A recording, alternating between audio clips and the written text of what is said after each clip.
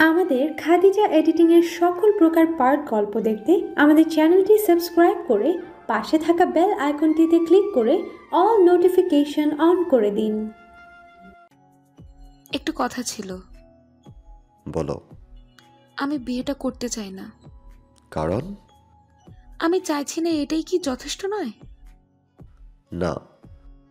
সোহা ঠোঁট কামড়ে কিছু ভাবল, অতঃপর কিছু বলে উদ্যত হতেই তৌসিফ বলে উঠল, তোমার নিজে চলার যথেষ্ট মাধ্যম আছে, আর প্রয়োজন হলে আমি আছি, দিব। কিন্তু যদি বিয়ে না করো তাহলে আমার বাসায় আর থাকা সম্ভব হবে না। তোমার পোশাক পছন্দ করে তোমাকে, অ্যান্ড ইউ নো। জানি, তবে এটা আমার বাবার বাসা। চোখ গরম করে তাকায় তৌসিফ। সোহা সহসা মাথা নামিয়ে নিল। তৌসিফ তিরস্কার করে বলল, তোমার বাবার বাসা? হাসালে সোহা। আমাকে খারাপ রূপে দেখতে চেও না। যা দিয়েছি তাতে শুকরিয়া করো। পুশরাতের থেকে দূরে থাকো। আর হ্যাঁ, যদি ওর কানে উল্টা পাল্টা কিছু ভরেছ তখন তুমি দেখবে আমার বিশ্রী রূপ। সোহা দাঁড়ালো না আর এক সেকেন্ডও। পা ঘুরিয়ে চলে যেতে নিলেই তৌসিফ বলে উঠল, অর্ণব আসলে তোমার সাথে দেখা করবে। হয় সোজা ইজ্জত সহিত শ্বশুর বাড়ি যাবে, না হয় এই বাড়ি ছাড়বে আজীবনের জন্য। সোহা আর দাঁড়ালো না। তৌসিফ গা ছাড়া ভাব নিয়ে রুমে গেল। না, ওর খাট্টামিটা বউটা নেই, ওয়াশরুমও খালি। কিচেনে বুয়াকে জিজ্ঞেস করলেও সে জানালো তখন ধমক খেয়ে পৌষ রুমে ঢুকেছিল। তাহলে গেল কোথায় তৌসিফের বউ? এদিক ওদিক কোনা কোনা খুঁজল তৌসিফ। বাইরে যে বৃষ্টি, নিচে তো যাওয়ার কথা নয়। ফোনটা হাতে নিয়ে সিসিটিভিতে এক নজর দিতেই দেখল চোরের মতো বেরিয়েছে পৌষ, উঠেছে সিঁড়ি দিয়ে ওপরে। বউ খুঁজে পেয়ে শান্তি পেল ও। নিজেও ছুটল ছাদের দিকে। যাওয়া হয় না অনেকদিন। ছাদের গেটটা বিশাল বড়। সাইড দিয়ে ঢুকতে নিলেই তৌসিফ আটকে গেল। বড় সড়ো দুটো ফাঁকা ঢোক গিলল। তৌসিফ নিজেই পৌষের জন্য কাপড় চোপড় এনেছিল। মেয়েটা অভিযোগ করেনি এই পর্যন্ত। ওর পরনে এখনো পাকিস্তানি ঢোলা এক কামিজ, গায়ের সাথে সেটে আছে ওড়নাটা। দুই হাত মেলে চঞ্চলা মেয়েটা এদিক ওদিক ঘুরঘুর করছে। ওর শরীরের দিকে তাকিয়ে এই প্রথম বোধহয় তৌসিফের আকাঙ্ক্ষা জাগ্রত হলো। মেয়েটার জন্য ওর ভালোবাসার অঙ্কুরোদ্গম শুরু হলো বুঝি। সারা শরীর অবশ হতে চাইল। তরতাজা পুরুষের মন যেন হঠাৎই যুবকে পরিণত হলো। তৌসিফের ভীষণ মন চাইল প্রেম করতে, এই মেয়েটার প্রেমে পড়তে। এর প্রেমের সুধা পান করার তীব্র বাসনা জেগে উঠল হৃৎপিণ্ডে। কখন যে পা চলা শুরু করলো আর কখন যে ও পৌষের কাছে এলো তা টের পেল না কেউ। একদম ওর পেছনে এসে দাঁড়ালো তৌসিফ। ওর শক্তপোক্ত হাতটা ধীরে ধীরে ছুঁয়ে দিল পৌষের মেদহীন কোমর। আচমকা স্পর্শে আগুনের মতো জ্বলে উঠল পৌষ। পেছনে না ঘুরেই ধাক্কা মারল তৌসিফকে। পিচ্ছিল হওয়াতে তৌসিফ পড়তে পড়তে যেই না পৌষকে ধরল, অমনি দুজন একসাথে পড়ল। জমা পানিতে দুজন একসাথে পড়াতে ঝপাত করে শব্দ হলো। পৌষ খ্যাক করে উঠল। লুচ্চামি করার জায়গা পান না? কোথা থেকে উদয় হলেন আপনি? যান, গলায় এসে পড়েছিল বলেই হাঁ করে দেখল। তৌসিফ মুগ্ধ নয়নে মুখের ভেতরে উকি দিল। দেখার চেষ্টা করলো পৌষের জান, তবে আফসোস দেখা গেল না। পৌষের ওঠার তাগাদা দেখা দিল না। এদিকে তৌসিফও ওকে নিজের ওপর থেকে সরালো না। তৌসিফের দেহের ওপর উঠে আছে ও। তৌসিফ হঠাৎই জিজ্ঞেস করলো, এদিকে আছো? না তো। বৃষ্টিতে ভিজছ যে? মন খারাপ থাকলেই কি মানুষ বৃষ্টিতে ভেজে? জানি না তো। উঠবেন না? মন চাইছে না। ঠান্ডা ক্রমশ বাড়ছে। বৃষ্টিও পাল্লা দিয়ে বাড়তে লাগলো। পৌষেরও যেন কিছু হলো। ও মাথা এলিয়ে দিল। তৌসিফ দুই হাতে ওকে জড়িয়ে ধরল। এই তীব্র বর্ষণ উপেক্ষা করে দুজন প্রাপ্ত বয়স্ক নারী পুরুষ ছন্দে বিমোহিত হচ্ছে।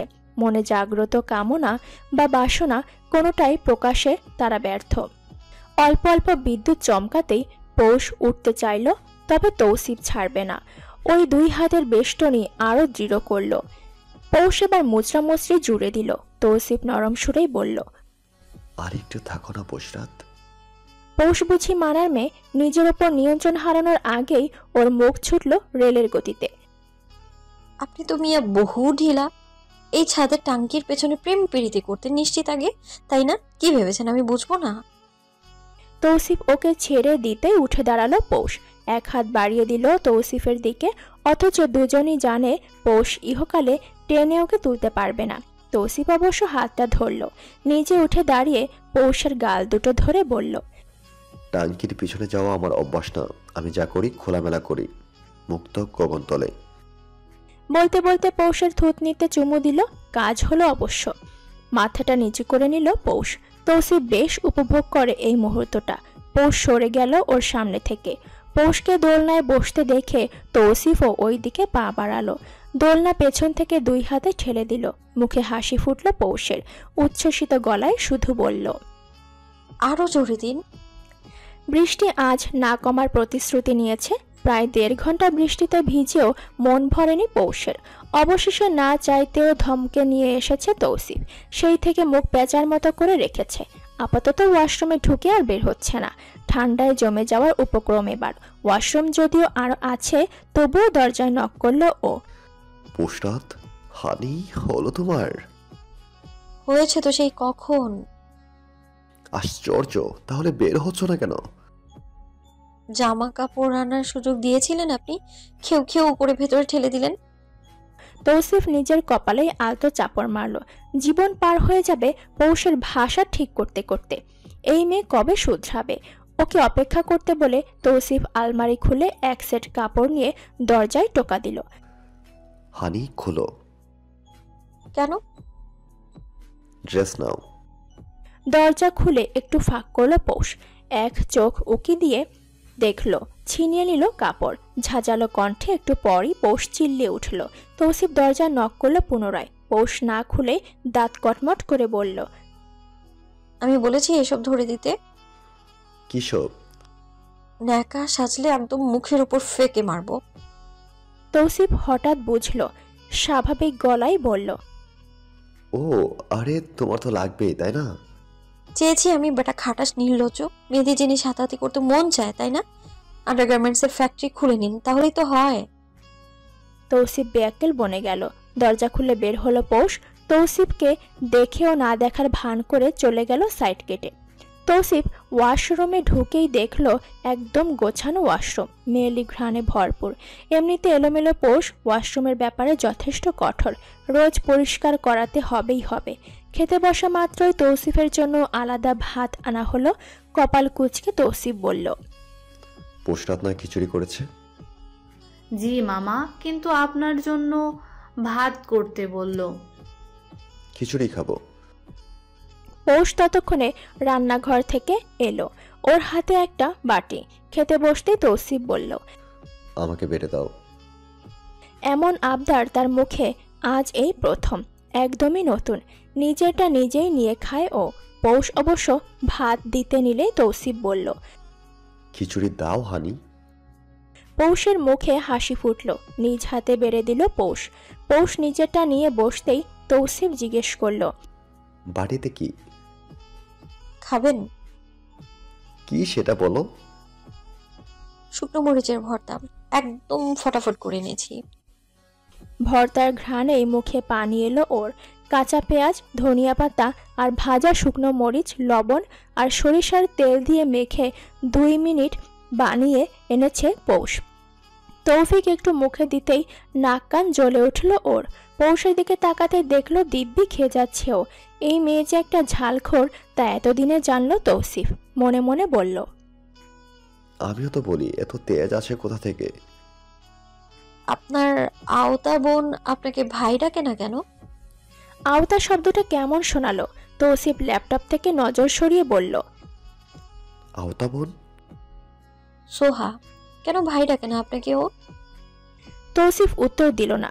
2টো মেইল পাঠাতে হবে তার, একটু দরকারি। মেইল পাঠাতে পাঠাতে পৌষের জহুরি চোখ ও দৃষ্টি কাড়ল ওর। পৌষ চোখ দুটো একদম ছোট ছোট করে তাকিয়ে আছে ওর দিকে। তৌসিফ দ্রুত আঙুল চালালো কিবোর্ডে। এই মেয়ে প্রশ্ন যেহেতু তুলেছে, উত্তরও তার চাই। পৌষ আধ শোয়া হয়ে বসা কাউচে একটা ছোট বলে করে কাজু খাচ্ছে সে। তৌসিফ কাজের ফাঁকে হাত বাড়িয়ে একবার একটা তুলে মুখে দিল। মজাই লাগলো, সল্টি একটা টেস্ট। মেইল সেন্ড করে ল্যাপটপটা পাশে রেখে বাটিতে আবার হাত দিতেই পৌষ বাটি সরিয়ে নিল। তৌসিফের দিকে তীক্ষ্ণ দৃষ্টি ফেলে বলল, খেতে মন চাইলে নিয়ে আসুন, আমারটা কেন খাচ্ছে? ছোচা লোক। কে ছুচা? কে আবার? আপনি। বলেই মুখ ভেঙালো পৌষ। তৌসিফ জোর করে বাটি থেকে দুটো কাজু নিয়ে মুখে দিতেই বিজয়ের হাসি হাসল। পৌষ মুখ ঝামটা দিতেই তৌসিফও ভেঙানোর মতো করে মুখ করল। পৌষ 2 হাত কানে দিয়ে আঙুল নাড়িয়ে বলল, ভ্যাঙালে ব্যাং খায়, মরা গরুর ঠ্যাং খায়। পৌষের এহেন কথায় তৌসিফের মুখটা ছোট হয়ে এলো। এসব আজগুবি সকল বাক্য কোথা থেকে শিখেছে এই মেয়ে? তৌসিফ হঠাৎই খেয়াল করলো বউ ওর দিকে এগিয়ে আসছে। হাব ভাব মোটেও ভালো ঠেকলো না। কাছে আসা ভালোবাসার বউ তো তার না, তাহলে এই আলগা পীড়িত কেন দেখাচ্ছে তাকে? ডালে যে কালো আছে বুঝে গেল তৌসিফ। 1 ইঞ্চি ফাঁকা রেখে বসলো পৌষ। তৌসিফ নিজের সকল ভাবনা দমন করে প্রশ্ন করল, কিছু বলবে হানি? হ্যাঁ, ক্লোজ আপের অ্যাড দিব। না, এত আদর লাগাচ্ছ যে।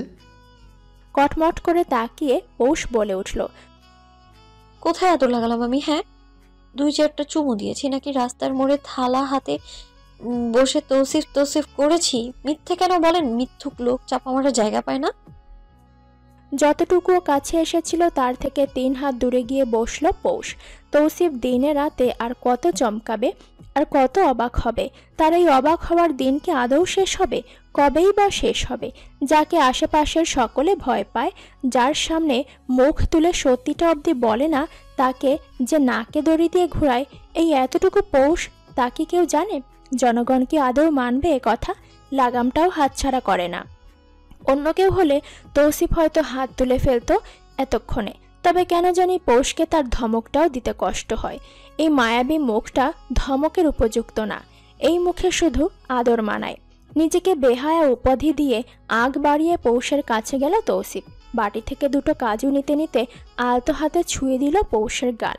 ডাকলো মিষ্টি কণ্ঠে, পোস্টাত। পৌষ মৌন রইল।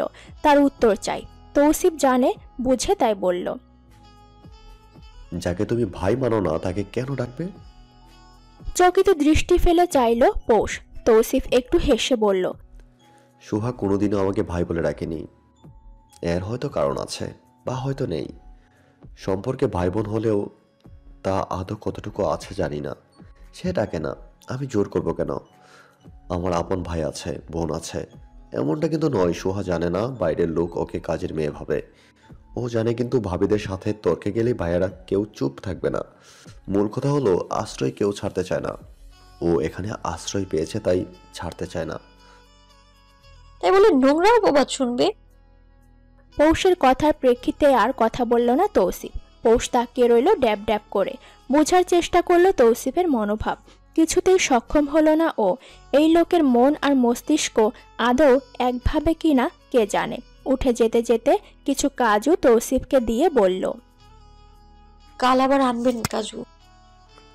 কাজের লোক কাউকে বললেই হবে, এনে রাখবে। পৌষের মনটা কিন্তু ভালোই ছিল, কিন্তু ওর মাথা খারাপ করে দিল খটখটে মেজাজে পৌষ বলল, আমি কি কাজের লোককে বিয়ে করেছি? বিয়ে করেছেন আপনি, চুমু খান আপনি, তাহলে আমি কেন কাজের লোককে বলবো আমাকে বাদাম এনে দিতে? এখন কি যাব কাজের লোকের কাছে? বলতে বলতে উঠে গেল পৌষ। তৌসিফ হকচকিয়ে গিয়ে তাড়াতাড়ি টেনে ধরল ওকে। একদম কোলে বসিয়ে কোমরটা চেপে ধরতেই বাইন মাছের মতো তিরিং বিরিং শুরু করলো পৌষ।